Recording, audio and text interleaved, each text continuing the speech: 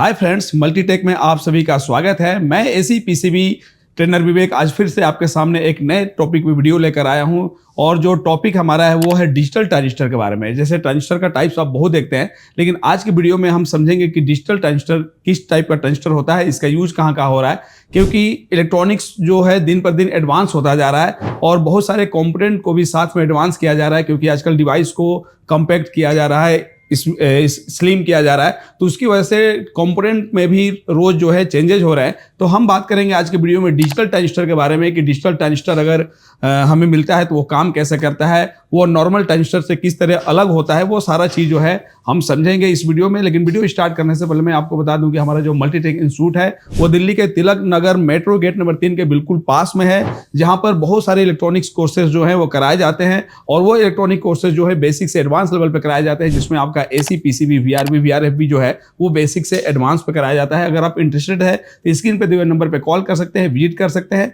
और सीख कर अच्छा पैसा कमा सकते हैं। अगर आप किसी कारणवश किसी अपने काम में व्यस्त हैं और घर बैठे अगर आप हमारा कोई कोर्स करना चाहते हैं तो आपको प्ले स्टोर पे जाना है, वहां पर मल्टीटेक इंस्टीट्यूट का एप्लीकेशन जो है वो डाउनलोड करके और वहां से जो कोर्स चाहिए आप परचेज करके बिल्कुल घर बैठे सीख सकते हैं, जिसमें आपको हर तरीके से कोर्स को बढ़िया तरीके से सिखाया गया है। तो चलिए आज हम स्टार्ट करते हैं डिजिटल ट्रांजिस्टर के बारे में। तो डिजिटल ट्रांजिस्टर के बारे में समझने के लिए पहले हम नॉर्मल ट्रांजिस्टर के बारे में समझेंगे।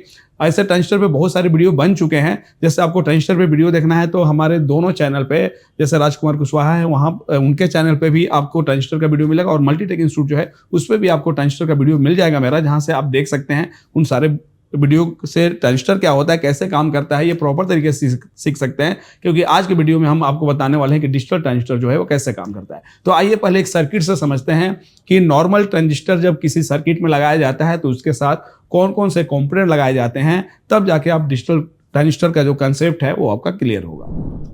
तो फ्रेंड्स, डिजिटल ट्रांजिस्टर के बारे में समझने से पहले हम थोड़ा सा नॉर्मल ट्रांजिस्टर के बारे में बात कर दें कि हमारा जो नॉर्मल ट्रांजिस्टर होते हैं वो लो सिग्नल पे कैसे किसी लोड को स्विच या स्विचिंग करते हैं, एनपीएन पीएनपी कैसे यूज होता है, वो सारा चीज़ हम पहले वीडियो में बता चुके हैं। लेकिन आज हम थोड़ा सा एक नॉर्मल एग्जांपल देंगे जिसकी वजह से डिजिटल ट्रांजिस्टर आपके समझ में आसानी से आ जाएगा। तो मान लीजिए एक हमारे पास कोई लोड है, एक बल्ब है जो 5 वोल्ट की डीसी सप्लाई से चलने वाला है। तो इस लोड को ऑन ऑफ करने के लिए अगर हमें ट्रांजिस्टर यूज करना है तो जैसा कि हमने सर्किट बनाया है कि इस लोड को जो पॉजिटिव सप्लाई है वो डायरेक्ट दे दी गई है, लेकिन नेगेटिव सप्लाई जो है, ग्राउंड जो है, वो इस पॉइंट पर देने से पहले बीच में एक यूज कर लिया गया है एनपीएन ट्रांजिस्टर। जैसे BC 547 ये सब नंबर जो देखेंगे वो नॉर्मली सबसे ज़्यादा यूज होने वाले एनपीएन ट्रांजिस्टर है। तो नेगेटिव लाइन को, लो वाले लाइन को अगर स्विच करना है तो वहाँ पर हमारा एनपीएन यूज होता है। तो ये एक यहाँ पर एनपीएन ट्रांजिस्टर यूज किया गया है, जहाँ पर ग्राउंड से उसका एमीटर जोड़ा गया है और इस लोड को नेगेटिव जो है वो कलेक्टर के थ्रू दिया जाएगा। लेकिन वो तभी पॉसिबल है जब ये कलेक्टर एमीटर कंडक्ट होगा। और एनपीएन ट्रांजिस्टर के बारे में जैसा आप जानते हैं कि ये ट्रांजिस्टर को इनेबल करने के लिए, इसको ऑन करने के लिए बेस पे जो सिग्नल चाहिए वो पॉजिटिव सिग्नल चाहिए, जो 0.7 वोल्ट से 5 वोल्ट के बीच का होना चाहिए। तो इसके बेस पे सिग्नल देने के लिए माइक्रो कंट्रोलर यूनिट यूज किया जाता है, जैसे कि एमसीयू है। अब मान लीजिए ये एमसीयू जो है वो 5 वोल्ट की वीसीसी सप्लाई से चल रही है, ग्राउंड दिया गया है और इसी के अंदर प्रोग्रामिंग है कि कब इसको इस बल्ब को ऑन करना है। जब भी इस बल्ब को ऑन करना है, यहाँ पर एक 5 वोल्ट का सिग्नल ये देगी। यहाँ पर जो 5 वोल्ट का सिग्नल देगी, ये 5 वोल्ट का सिग्नल इसके बेस पे आएगा। तो ट्रांजिस्टर का डिजाइन ऐसा किया जाता है कि इसके बेस पे एक मामूली सा, मतलब एक मिली एम्पियर, बहुत लो अमाउंट का एक जो करंट है इसके बेस से एमीटर की तरफ फ्लो कराना होगा एनपीएन में। तो यहाँ पर वोल्टेज तो दे दिया हमने 5 वोल्ट, लेकिन 5 वोल्ट दे के अगर हम बीच में कोई इसके बेस पर रजिस्टर नहीं लगाते हैं तो उस समय जो करंट का फ्लो होगा, उस समय वोल्टेज तो हमारा 5 है और करंट का फ्लो जो होगा वो ज़्यादा होगा। मान लीजिए 1 ओम का अगर हम रजिस्टर लगा दे रहे हैं, यहाँ पर समझिएगा, अगर हम 1 ओम का रजिस्टर लगा दे रहे हैं और 5 वोल्ट दे रहे हैं तो इसका मतलब यहाँ पर हम देखेंगे तो 5 एम्पियर का जो करंट है वो फ्लो होगा। V/IR से देखेंगे, जब वोल्टेज हमारा 5 होगा और रेजिस्टेंस जो है 1 ओम का होगा तो उस समय जो करंट का फ्लो होगा वो 5 एम्पियर। तो 5 एम्पियर का जो अमाउंट है करंट का वो ट्रांजिस्टर के लिए बहुत ज़्यादा है, जबकि इसको मिली एम्पियर में मामूली सा करंट फ्लो कराना होता है। तो उसके लिए हमेशा करंट को कंट्रोल करने के लिए ट्रांजिस्टर के बेस पे जो माइक्रो कंट्रोलर से सिग्नल दिया जाता है, ट्रांजिस्टर के बेस पे एक लगा दिया जाता है रजिस्टर। ये रजिस्टर की वैल्यू जो है अलग अलग आपको देखने के लिए मिलेगी। ज़्यादातर 10 किलो ओम की मिलती है, 4.7 भी हो सकता है, कहीं कहीं 2.2 किलो ओम का भी हो सकता है। तो यहाँ पर एक रजिस्टर लगा दिया जाता है। इस रजिस्टर का जो काम होता है ये होता है करंट को कंट्रोल करना, क्योंकि जो सिग्नल आएगा 5 वोल्ट का, उसमें ज़्यादा करंट का फ्लो हो सकता है, जबकि इसके बेस को मामूली सा करंट चाहिए। लो करंट से ही ये ट्रांजिस्टर जो इनेबल हो जाता है। तो करंट को कंट्रोल करने के लिए एक रजिस्टर लगाया जाता है, जो जिस नाम हमने एक नाम दे दिया कि R1 हो गया, जो बेस पे सिग्नल दिया जाता है उसके सीरीज में लगाया जाता है। इस रजिस्टर का काम आप समझ गए कि करंट को कंट्रोल करता है, ज़्यादा करंट की जरूरत नहीं होती है तो करंट को रोकने का काम करता है, ताकि कम करंट भी बेस पे आ जाए तो ये ट्रांजिस्टर जो है वो ऑन हो जाए। लेकिन आपको ज़्यादातर देखना होगा एनपीएन ट्रांजिस्टर हो या पीएनपी ट्रांजिस्टर हो, बेस और एमीटर के बीच में भी आपको एक रजिस्टर देखने के लिए मिलेगा। अब ये बेस एमीटर के बीच में जो रजिस्टर लगा रहता है, अगर ट्रांजिस्टर एनपीएन है तो आप देखेंगे कि एमीटर ज़्यादातर ग्राउंड किया जाता है, तो यहाँ पर ये पुल डाउन का काम कर रहा है। अगर वही ट्रांजिस्टर पीएनपी होगा जिसमें एमीटर पे हमें पॉजिटिव देना होता है, तो उस समय यही जो बेस एमीटर के बीच का जो रजिस्टर है वो आपका पुल अप का काम करता है। मतलब कि बेस एमीटर के बीच में आपको एनपीएन ट्रांजिस्टर में जो रजिस्टर लगा हुआ मिलेगा वो पुल डाउन का काम करता है, और ट्रांजिस्टर अगर पीएनपी रहेगा तो इसके बेस और एमीटर में जो रजिस्टर लगा रहेगा वो आपका पुल अप का काम करेगा। अब इस रजिस्टर का काम हम समझते हैं। मान लीजिए जिस समय बल्ब को ऑन नहीं करना है, तो ये हमारा ट्रांजिस्टर जो है वो एनपीएन है। ऑन करने के लिए बेस पे पॉजिटिव सप्लाई देनी पड़ेगी, और जिस समय इस लोड को ऑन नहीं करना है, अगर इसके बेस पे हम ग्राउंड की सप्लाई दे दे, 0 वोल्ट इसका बेस करके रखे, तो ये पूरी तरह बंद रहेगा, ये बल्ब को ऑन होने नहीं देगा। तो जो यहाँ पर बेस और एमीटर के बीच में रजिस्टर लगाया जाता है, जो R2 पोजीशन पे हमने लगाया है, इस रजिस्टर का काम क्या है कि जब तक सिग्नल नहीं आता है बेस पे, तब तक बेस को 0 करके रखेगा, ग्राउंड को बेस पे बना के रखेगा, जिससे ये एनपीएन ट्रांजिस्टर जो है वो पूरी तरह बंद रहेगा। वही ये ट्रांजिस्टर अगर पीएनपी रहता, मान लीजिए सर्किट में अलग तरीके से लगता, तो एमीटर पे जो 5 वोल्ट या 12 वोल्ट हम देते हैं वो इसके बेस पे बना रहता, तो उस समय वो रजिस्टर पुल अप का काम करता है पीएनपी में, और पॉजिटिव पहले से बना कर रखेगा पीएनपी पे, तो ये बंद रहेगा, और 0 करने पे ये ऑन होगा। इसका मतलब कि जो बेस और एमीटर के बीच में आपको रजिस्टर मिलेगा, चाहे ट्रांजिस्टर एनपीएन हो या पीएनपी हो, एनपीएन ट्रांजिस्टर में ये रजिस्टर जो है पुल डाउन का काम करता है, नेगेटिव बना के रखता है, और जब सिग्नल आता है पॉजिटिव में तो ये पुल डाउन का काम करेगा, इधर पॉजिटिव हो जाएगा और नेगेटिव जो इधर पुल डाउन कर देता है। इसी तरह पीएनपी में जो यहाँ पर रजिस्टर लगेगा वो पुल अप का काम करेगा, जब तक नेगेटिव सिग्नल नहीं आएगा उसके बेस पे पॉजिटिव बना के रखेगा, जैसे नेगेटिव आएगा उस समय पुल अप का काम कर लेगा। तो ये दोनों रजिस्टर जो है ट्रांजिस्टर के सर्किट में बहुत ही जरूरी है। बेस जो सिग्नल और बेस के बीच में जो रजिस्टर लगता है, जिसको हम यहाँ R1 पोजीशन में दिखाए हैं, इस रजिस्टर का काम है करंट को कंट्रोल करना। और जो बेस एमीटर के बीच में ट्रांजिस्टर के हमेशा जो रजिस्टर लगेगा उसका काम है कि ट्रांजिस्टर को ऑफ के समय पूरी तरह बंद करके रखना, क्योंकि जब सिग्नल नहीं देंगे तो उस समय ग्राउंड यहाँ बना के रखेगा, और ग्राउंड बना के रखेगा 0 वोल्ट जब रहेगा एनपीएन में, तो ये एनपीएन जो है पूरी तरह बंद रहेगा। तो यहाँ पर हम देख रहे हैं कि जो ट्रांजिस्टर यूज किया गया है उसमें एक बेस के सीरीज में रजिस्टर लगाया गया, और बेस एमीटर के बीच में भी आपको एक रजिस्टर लगाया गया। लेकिन जब आप नए सर्किट जब आपके पास आएंगे और आपको जब सर्किट का ज्ञान हो जाता है, अनुभव हो जाता है, तो आपको एक आइडिया मालूम चल जाएगा कि यहाँ पर बेस एमीटर के बीच में रजिस्टर होना चाहिए, और जो सिग्नल आ रहा है बेस पे उसके बीच में भी रजिस्टर आना चाहिए। लेकिन जब आप ट्रेसिंग करोगे तो देखोगे कि इसके बीच में रजिस्टर है ही नहीं, न बेस के बीच में रजिस्टर है और न बेस एमीटर के बीच में रजिस्टर है, और ऐसे ट्रांजिस्टर आपको देखने के लिए मिलेंगे। तो उस समय आपको लगता है कि सर्किट का डिजाइन गलत है या अलग तरीके से है, तो बिल्कुल ऐसा नहीं है। आजकल एक डिजिटल ट्रांजिस्टर बना दिया गया है, जो मार्केट में ऐसे यूज किया जा रहा है कि उसका जो R1 रजिस्टर और R2 पोजीशन का जो रजिस्टर देख रहे हैं वो अंदर ही लगा दिया गया है। मतलब जो पैकिंग बनाई गई है उसके अंदर ही R1 और R2 का लगा दिया गया है। इसलिए जब आप ट्रेसिंग करेंगे तो देखेंगे कि बेस उसका जो है डायरेक्ट माइक्रो कंट्रोलर से जुड़ा हुआ मिलेगा, बीच में कोई करंट कंट्रोल करने वाला रजिस्टर नहीं मिलेगा, और बेस एमीटर के बीच में भी देखेंगे तो कोई रजिस्टर नहीं लगा रहेगा। लेकिन बेस एमीटर के बीच में जब आप चेक करेंगे तो आपको एक रेजिस्टेंस मिलेगा, ये रेजिस्टेंस जो है वो अंदर इनबिल्ट वाला रहता है। तो उस टाइप का रजिस्टर जो है, जो बेस एमीटर के बीच में लगता है और सिग्नल और बेस के बीच में लगता है, वो रजिस्टर जो है जिस ट्रांजिस्टर के बॉडी में ही इनबिल्ट कर दिया जाता है, उस ट्रांजिस्टर को हम कहते हैं डिजिटल ट्रांजिस्टर। तो आइए आपको हम एक रियल शेप में दिखाते हैं कि डिजिटल ट्रांजिस्टर के बीच में जो रजिस्टर लगे रहते हैं, ये दोनों रजिस्टर R1 और R2 पोजीशन वाला, वो किस तरीके से लगा रहता है। तो फ्रेंड्स, उसको समझने के लिए हम यहाँ पर एक रियल शेप बना के दिखाए हैं, जिसमें एसएमडी में ट्रांजिस्टर है, और एसएमडी में ट्रांजिस्टर एनपीएन हो या पीएनपी हो, उनका पिन डिटेल जो है फिक्स होता है। तो अगर मान लीजिए एग्जांपल हम एनपीएन का ले रहे हैं, या पीएनपी का हो तो इसमें जो ऊपर वाला लाइन आपको दिखता है, एक पिन दिखता है, ये आपका कलेक्टर होता है, फिक्स है।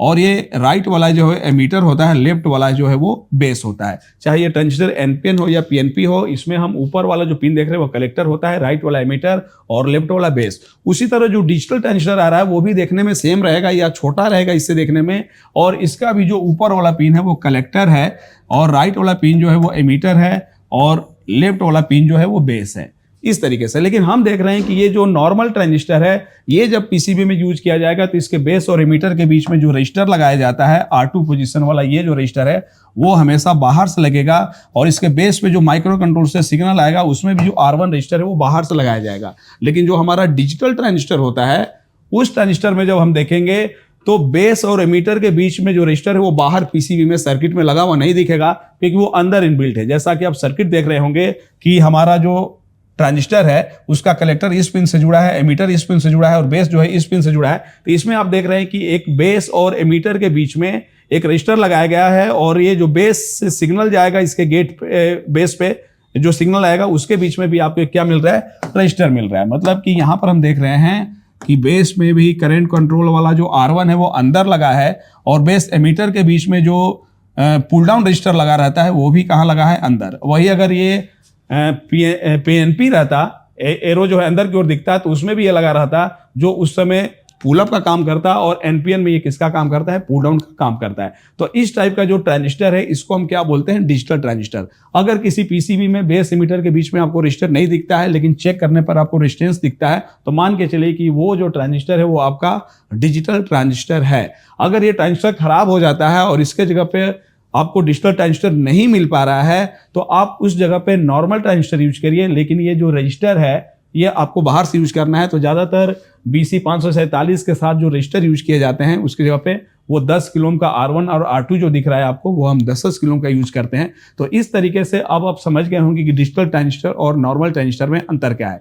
लेकिन इस किस किस नंबर से आते हैं वो सारा चीज हम बताएंगे, और ये जो R1 R2 पे जो रजिस्टर जो अंदर इनबिल्ट होते हैं पहले से, वो किस नंबर के एनपीएन या पीएनपी ट्रांजिस्टर में कितने वैल्यू का होता है वो मैं आपको एक चार्ट के थ्रू समझाता हूं, जिसको आप नोट करके रख लीजिएगा या आप स्क्रीनशॉट लेकर रख लीजिएगा। उससे क्या फायदा होगा कि पहले से अगर डिजिटल ट्रांजिस्टर लगा रहेगा, अगर वो खराब हो जाता है, आपको रिपेयरिंग में नहीं मिल पा रहा है, तो नॉर्मल ट्रांजिस्टर लगाते समय उसका जो बेस एमीटर के बीच का जो R2 पोजीशन पर रजिस्टर लगा है उसकी वैल्यू कितनी रखनी होगी आपको, और जो बेस में सीरीज पे रजिस्टर लगा हुआ है जो सिग्नल आएगा उसकी वैल्यू आपको कितनी रखनी होगी, वो आपको उस चार्ट से मदद मिल जाएगा। तो आइए हम चार्ट से आपको दिखाते हैं कुछ नंबर कि किस नंबर में एनपीएन या पीएनपी के ट्रांजिस्टर में R1 R2 की वैल्यू जो अंदर इनबिल्ट होती है रजिस्टर की वो कितनी होती है।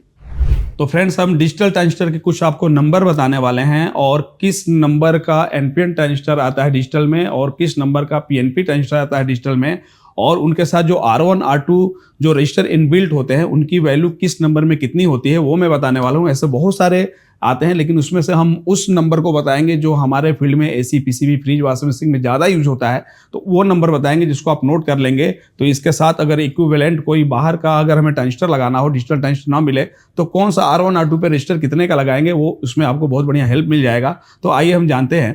तो जैसा कि हम यहाँ पर आपको सिंबल दिखा रहे हैं, इसमें आप देख रहे होंगे कि इसमें एरो जो एमीटर पिन पे, क्योंकि हमने आपको पहले ही बता दिया कि इस शेप में जो ट्रांजिस्टर आते हैं ऊपर वाला जो पिन है वो कलेक्टर होता है, राइट वाला एमीटर होता है और लेफ्ट वाला जो होता है वो बेस होता है। उसी तरह इसमें भी देखेंगे तो ये कलेक्टर, ये एमीटर और ये बेस, ये फिक्स होता है आपका इस शेप में अगर रहेगा तब। तो इसमें हम देख रहे हैं यहाँ पे कि इसमें जो एमीटर पे एरो दिख रहा है वो बाहर की ओर निकल रहा है, तो ये एनपीएन का सिंबल होता है। इस एमीटर पे एरो अंदर की ओर जा रहा है तो ये हमारा पीएनपी का होता है। तो डिजिटल ट्रांजिस्टर में जो एनपीएन आता है वो ज्यादातर किस नंबर से उसका मार्किंग स्टार्ट होता है, तो डीटीसी से जो नंबर स्टार्ट होता है, जिसपे नंबर जो लिखा रहता है उस पर अगर नंबर डीटीसी से स्टार्ट है तो समझ जाएगा कि वो एनपीएन ट्रांजिस्टर है। आज जिस पे नंबर डीटीए से स्टार्ट होता है वो समझ जाएगा कि वो पीएनपी है। यहाँ पर भी एक चीज क्लियर कर लीजिएगा कि डिजिटल ट्रांजिस्टर का जो नंबर स्टार्ट होता है वो अगर डीटीसी से स्टार्ट हो रहा है तो एनपीएन है, और डीटीए से स्टार्ट हो रहा है तो वो पीएनपी है। या और भी नंबर के आएंगे लेकिन जो ज़्यादा यूज होते हैं मैं उसके बारे में बता रहा हूँ। ज़्यादा लेंदी नहीं बनाऊंगा इस नॉलेज को, क्योंकि ये ज़्यादा हमारे फील्ड में यूज होते हैं, आजकल यूज हो रहे हैं। तो ये आपको नोट कर लेना है ताकि आगे रिपेयरिंग में बहुत मदद मिलेगा आपको। तो DTC 114, उसी तरह ये एनपीएन का नंबर हो गया, उसी तरह पीएनपी में भी एक नंबर आएगा DTA 114। आप यहाँ पे ध्यान दीजिएगा, नंबर आगे का दोनों सेम है, लेकिन यहाँ जो पहला आपको 3 डिजिट मिलेगा वो DTC है और पीएनपी में क्या है, DTA है। तो DTC 114 हो या DTA 114, एनपीएन ट्रांजिस्टर हो या पीएनपी ट्रांजिस्टर हो, इसके अंदर जो R1 R2 पे रजिस्टर लगा रहेगा, ये रजिस्टर जो बेस के सीरीज में लगा है R1 होता है, जो बेस एमिटर के बीच में रहता है उसको हम R2 कहते हैं। ये तो अगर इस नंबर का एनपीएन ट्रांजिस्टर हो या पीएनपी ट्रांजिस्टर हो तो उसके अंदर जो R1 R2 की वैल्यू इनबिल्ट होती है वो कितनी होती है, तो ये बहुत इंपॉर्टेंट है, इस पे आप ध्यान दीजिएगा। तो R1 R2 की जो वैल्यू रहेगी, इसमें आपका किलो में होता है, तो उसमें R1 भी 10 किलो ओम का होगा और आपका R2 भी जो होगा वो 10 किलो ओम का। किस नंबर में, तो DTC 114 या DTA 114, ये डिजिटल ट्रांजिस्टर का नंबर है, इससे आप गूगल से डेटा शीट भी निकाल के देख सकते हैं। तो इसके R1 R2 पे जो जनरली रजिस्टर इनबिल्ट होता है वो आपका R1 और R2 दोनों कितने का मिलेगा, 10-10 किलो ओम का मिलेगा। उसी तरह नंबर एक आपको और देखने के लिए मिलेगा DTC 124 या DTA 124। तो जो DTC है वो एनपीएन है, जो DTA है वो पीएनपी है, तो एक नंबर मिलेगा 124। अब इसमें अगर हम R1 R2 की बात करें, जो यहाँ पर R1 R2 लगा रहता है, तो उसकी हम बात करें तो इसमें आपको जो किलो ओम का रजिस्टर मिलेगा R1 पे वो 22 किलो ओम का रहेगा और R2 भी जो मिलेगा वो आपका 22 किलो ओम का रहेगा। मतलब जिसमें DTC 124 या DTA 124 है, इसमें जो R1 R2 के रजिस्टर इनबिल्ट रहती है दोनों सेम रहता है, 22 किलो ओम और 22 किलो ओम का। उसी तरह अगला एक नंबर जो ज्यादातर यूज होने के लिए मिलेगा वो रहेगा DTC 143 या DTA 143। तो ये एनपीएन हो गया, ये पीएनपी हो गया। अब इसके अंदर जो R1 R2 पे रजिस्टर लगा रहेगा वो आपको मिलेगा 4.7 किलो ओम का R1 भी रहेगा और 4.7 किलो ओम का आपका R2 भी रहेगा। अब उसी तरह DTC 114 नंबर अगर दिख रहा है या DTA 114, तो ये एनपीएन ट्रांजिस्टर का नंबर होता है, ये पीएनपी का होता है। इसके साथ जो R1 R2 पे रजिस्टर लगा रहेगा वो आपको मिलेगा 47 किलो ओम का, 47 किलो ओम। अब ये अलग अलग वैल्यू के क्यों हैं, क्योंकि ये जो है अलग अलग एप्लीकेशन में यूज होते हैं और कहीं कहीं इनके बेस पे कहीं 5 वोल्ट तो कहीं अलग वोल्टेज से भी इनेबल किया जाता है। तो उस समय इंजीनियर जो है रजिस्टर की वैल्यू अधिक वाला और कहीं कम वाला यूज करता है, तो नंबर से पता चल जाएगा कि किसके अंदर जो R1 R2 पर रजिस्टर लगा है वो कितने का है। तो अब आते हैं अगले नंबर पे, जैसे DTC 115 और DTA 115।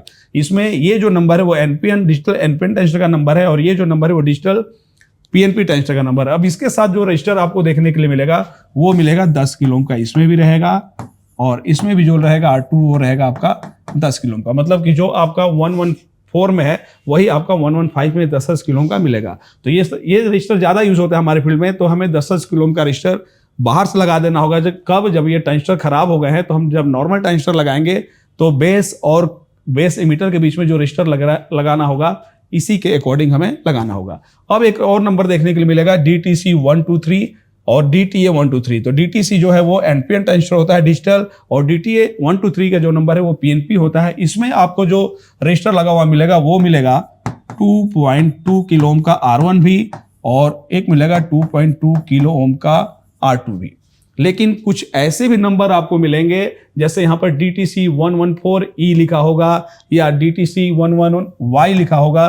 तो इन सब नंबर में जब देखेंगे तो R1 और R2 की वैल्यू अलग अलग हो सकती है। पता चलेगा R1 10 किलो ओम का है तो R2 जो है अलग अलग नंबर का है। इसका मतलब डेटा शीट निकाल के ही देखना होगा जिसपे ये सब YE लिखा रहेगा। लेकिन अगर ये नंबर आपको मिल रहा है तो मान के चलिए कि उसके में जो R1 R2 है वो मैंने आपको यहाँ नोट कर दिया है। इससे आपको बहुत बड़ा हेल्प मिलने वाला है। तो ये इसलिए आपको अपने पास रखना होगा क्योंकि डिजिटल ट्रांजिस्टर अगर खराब हो जाता है तो हमारे पास नॉर्मल ट्रांजिस्टर बहुत सारा रहता है रिपेयरिंग करने के लिए, या किसी पीसीबी से निकाल के भी लगा रहे हैं तो नॉर्मल ट्रांजिस्टर ही ज़्यादा मिलता है। लेकिन पहले से डिजिटल ट्रांजिस्टर लगा हुआ था वो अगर खराब हो गया है तो नॉर्मल ट्रांजिस्टर जब वहाँ पे हमें लगाना है तो इसका मतलब बाहर से ये दोनों रजिस्टर जो है लगाने होंगे। तो जिस नंबर का डिजिटल ट्रांजिस्टर पहले से लगा हुआ था वो जब खराब हो जाता है तो बाहर से जब नॉर्मल ट्रांजिस्टर उसके जगह पे लगाएंगे तो R1 R2 के जगह पे हमें ये एक्सटर्नल रजिस्टर जो है वो लगाने पड़ेंगे। तो इससे आपको एक नया नॉलेज मिला होगा और ये नॉलेज आपको पहले से था या नहीं था ये कमेंट में जरूर बताइएगा। और ऐसे ही नया नॉलेज जो है मैं आपको हर हफ्ते चाहूंगा कि अधिक से अधिक वीडियो बना के लाऊं। लेकिन वो वीडियो बनाने के लिए हम लोग तभी प्रेरित होते हैं जब आपका कमेंट आता है, आपका लाइक आता है, तो सोचते हैं कि ऐसा ही नॉलेज आपके लिए हम जो है फ्री में प्रोवाइड करते रहें। तो लाइक करिए वीडियो को, कमेंट जरूर करिए और मिलते हैं अगले वीडियो में। तब तक के लिए धन्यवाद।